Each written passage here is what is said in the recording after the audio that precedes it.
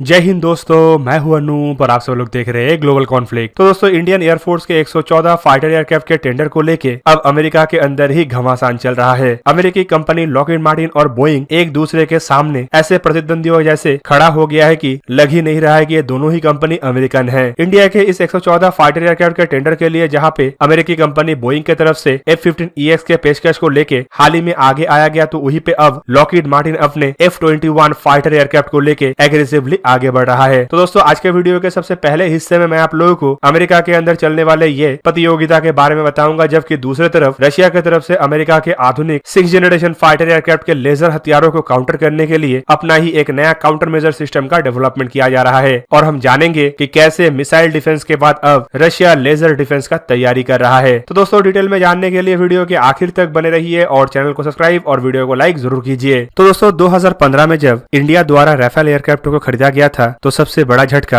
America जैसे देशों को मिला था, क्योंकि उस समय MMRCA टेंडर में फ्रांस के डसॉल्ट एविएशन द्वारा निर्माण किया हुआ एयरक्राफ्टों का सामना अन्य एयरक्राफ्टों के साथ साथ अमेरिका के दो महत्वपूर्ण कंपनी बोइंग और लॉकहीड मार्टिन की तरफ से बनाया हुआ एयरक्राफ्टों के साथ भी था। पहला टेंडर को हारने के बाद अमेरिका के द्वारा दूसरे टेंडर में कम से कम गलती करने का प्रयास किया जा रहा है और ज्यादा से ज्यादा लॉबिंग और ऑफर के साथ टेंडर को हासिल करने के लिए एग्रेसिवली अमेरिका द्वारा आगे बढ़ा जा रहा है। तो हाल ही में 36 राफेलों में से कुछ राफेल एयरक्राफ्टों को इंडियन एयरफोर्स में इंडक्ट भी किया गया है और आने वाले कुछ महीनों के अंदर संभावित सारे के सारे राफेल एयरक्राफ्ट भारत को मिल जाए। जबकि 36 राफेल एयरक्राफ्टों के बाद इंडियन एयरफोर्स के मजबूती को बढ़ाने के लिए 86 तेजस Mark 1A एयरक्राफ्टों को भी परचेज किया गया और तेजस के बाद इंडिया का नेक्स्ट और सबसे बड़ा फोकस MMRCA 2.0 टेंडर है, जिस टेंडर के तहत करीबन 114 नया फाइटर एयरक्राफ्टों को खरीदना है। और अमेरिका को इस बार भी महसूस हो रहा है कि संभावित अमेरिका को इस टेंडर से अपना हाथ धोना पड़े। दोस्तों, एक तरफ जहाँ पे अमेरिका को ये डर सता रहा है, तो वहीं पे इस डर को दूर करने के लिए अमेरिका एक के बाद एक नया ऑफर के साथ आगे आ रहा है। हाल ही में अमेरिकी कंपनी बोइंग की तरफ से टेंडर को हासिल करने के लिए F-15EX का ऑफर करने के बाद अब अमेरिकी कंपनी बोइंग को लॉकहीड मार्टिन द्वारा ही चुनौती दिया जा रहा है। दोस्तों, हाल ही में बोइंग कंपनी को F-15EX भारत को भेजने के लिए अमेरिकी गवर्नमेंट की तरफ से क्लियरेंस दे दिया गया है। इस क्लियरेंस के बाद F-15 के सबसे आधुनिक वर्जन मतलब EX वर्जन का ऑफर भारत को किया जा चुका है। दोस्तों, आपके जानकारी के लिए बता दूं कि बोइंग के F-15EX मैकडोनल्ड डॉगलस के F-15 के सबसे आधुनिक संस्करण है, जिसे 1967 में बनाना शुरू किया गया था और 1972 में इसका फर्स्ट फ्लाइट हुआ था। जबकि 1976 से ये अमेरिकी एयरफोर्स में तो शामिल हुआ ही है, साथ में दुनिया के कुछ अत्याधुनिक एयरफोर्स जैसे कि इजराइल, जापान और सऊदी अरेबिया में भी इसका इस्तेमाल किया जाता है। बोइंग कंपनी को हाल ही में भारत के साथ कई सारे डीलों को संपूर्ण करने का भी मौका मिला है, जिनमें 22 अपाचे और 15 चिनूक हेलीकॉप्टर भी शामिल है। जबकि इसके अलावा नेवी के लिए P-8I मैरीटाइम सर्विलेंस एयरक्राफ्टों को भी बेचने का मौका बोइंग कंपनी को ही मिला है। ऐसे बढ़ते हुए डील के अंदर बोइंग कंपनी फिर से एक बार बड़ा झटका खाने की तरफ आगे नहीं बढ़ना चाहता है, बोल के बड़े ऑफरों के साथ इंडिया के इस टेंडर में आगे आ रहा है। दोस्तों, इस ऑफर में जहाँ पे बोइंग को ऑलरेडी डसॉल्ट एविएशन के राफेल, यूरोपियन मल्टीनेशनल कंपनी द्वारा बनाया हुआ यूरोफाइटर टाइफून, स्वीडन के साफ कंपनी की तरफ से बनाया हुआ JS-39 ग्राइफिन E और रशिया के मिकोयान कॉर्पोरेशन के MiG-35 और सुखोई कॉर्पोरेशन के सुखोई 35 जैसे फाइटर एयरक्राफ्टों का सामना है, तो वहीं पे अमेरिका के लिए अमेरिका के अंदर ही लॉकहीड मार्टिन बड़ा चैलेंज बना हुआ है। दोस्तों, लॉकहीड मार्टिन की तरफ से भारत को इस टेंडर के लिए F-21 फाइटर एयरक्राफ्ट का ऑफर किया गया। दोस्तों, पहले टेंडर में हार मिलने के बाद लॉकहीड मार्टिन की तरफ से भी काफी मजबूती से कमर कसा गया और 2019 में एरो इंडिया के दरमियान भारत को F-21 फाइटर एयरक्राफ्टों का पेशकश किया गया। वैसे अगर देखें तो ये एयरक्राफ्ट F-16 के तर्ज पे ही बनाया गया है, लेकिन लॉकहीड मार्टिन का ये भी कहना है कि ये F-16 से काफी ज्यादा आधुनिक और काफी ज्यादा बेहतरीन एयरक्राफ्ट है। इवन लॉकहीड मार्टिन का ये भी कहना है कि इन एयरक्राफ्टों को बनाने के लिए लॉकहीड मार्टिन द्वारा अपने एग्जिस्टिंग 5th जनरेशन फाइटर एयरक्राफ्टों के इक्विपमेंटों का इस्तेमाल किया गया है, जैसे कि F-35 लाइटनिंग II और F-22 रैप्टर। दोस्तों, खाली ऐसे एवियोनिक्स इस्तेमाल करने की वजह से इसे अब बोइंग कंपनी के सामने सबसे बड़ा चुनौती के रूप में नहीं देखा जा रहा है, बल्कि लॉकहीड मार्टिन कंपनी की तरफ से किए जाने वाले मेक इन इंडिया भी बोइंग कंपनी के लिए एक बड़ा चुनौती बना हुआ है। उसके ऊपर लॉकहीड मार्टिन कंपनी के पास दुनिया के सबसे बड़ा डिफेंस कॉन्ट्रैक्टर होने का भी खिताब है, इसीलिए मेक इन इंडिया को इस रूप में भी देखा जा रहा है कि इससे भारत को दुनिया के एक बहुत बड़े सप्लाई चेन का हिस्सा भी मिलने का मौका मिल सकेगा। इवन लॉकहीड मार्टिन भारत में टाटा कंपनी के साथ समझौते के तहत आगे बढ़ रहा है, जो भारत के अंदर भी एक बहुत बड़ा इंडस्ट्री है। इवन इसके अलावा लॉकहीड मार्टिन का ये भी कहना है कि F-21 खाली सबसे अफोर्डेबल फाइटर एयरक्राफ्ट नहीं है, बल्कि ये टेक्नोलॉजी के मामले में भी बाकी एयरक्राफ्टों से कई सारे सेक्टर में आगे है।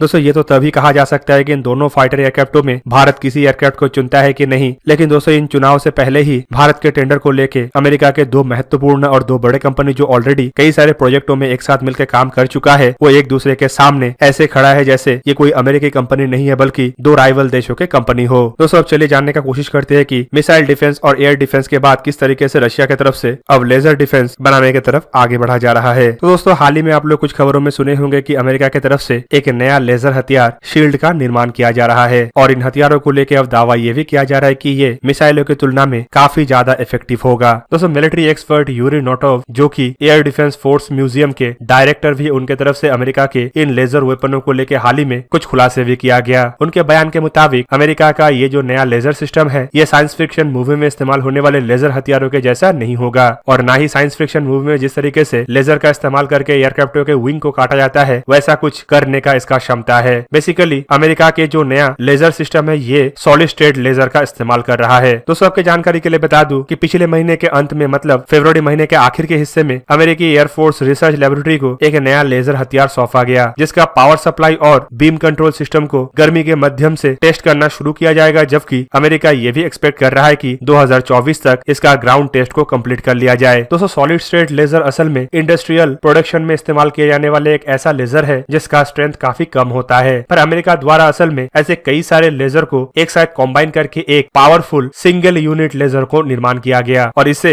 2016 में घोषणा किया गया self protect high energy laser demonstration मतलब शील्ड प्रोजेक्ट के तहत आगे बढ़ाया गया। दोस्तों ये एक ऐसा प्रोजेक्ट है जिसके द्वारा एक ऐसा हथियार का निर्माण किया जाएगा जो दुश्मन के एयरक्राफ्ट, एयर डिफेंस सिस्टम और मिसाइलों को न्यूट्रलाइज कर सके और अमेरिका अगर ऐसे सिस्टमों को डेवलप करने के लिए इतना हद तक आगे बढ़ चुका है तो इसे रशिया कैसे काउंटर करेगा। तो दोस्तों आपके जानकारी के लिए बता दूं कि अमेरिका जहां पे हथियारों को डेवलप करने की तरफ आगे बढ़ रहा है तो वहीं पे रशिया इसका काउंटर मेजर सिस्टमों का डेवलपमेंट कर रहा है। दोस्तों बेसिकली रशियन एक्सपर्टों का कहना है कि लेजर वेपन असल में एक बीम ऑफ लाइट ही होता है और इसे रिफ्लेक्ट किया जा सकता है। दोस्तों इसे रिफ्लेक्ट करने के लिए रशिया की तरफ से टोटल 2 तरीके के ऊपर काम किया जा रहा है, जिनमें मिसाइलों के ऊपर एक पतला मेटल फॉयल का कवरिंग का बात कहा जा रहा है जो ग्रेजुअली लेजर बीम के रे को रिफ्लेक्ट कर सकेगा, जिससे धीरे धीरे लेजर बीम के जो इफेक्ट है वो भी इतना घट जाएगा कि ये शून्य के बराबर आ जाएगा। जबकि जो दूसरे तरीके को अपनाने का बात कहा जा रहा है उसमें मिसाइल को स्पिन किया जाएगा। मिसाइल अगर क्लॉकवाइज या एंटी क्लॉकवाइज स्पिन करता है तो लेजर वेपन के पास एक पर्टिकुलर जगह के ऊपर निशाना बनाने का ऑप्शन घट जाएगा,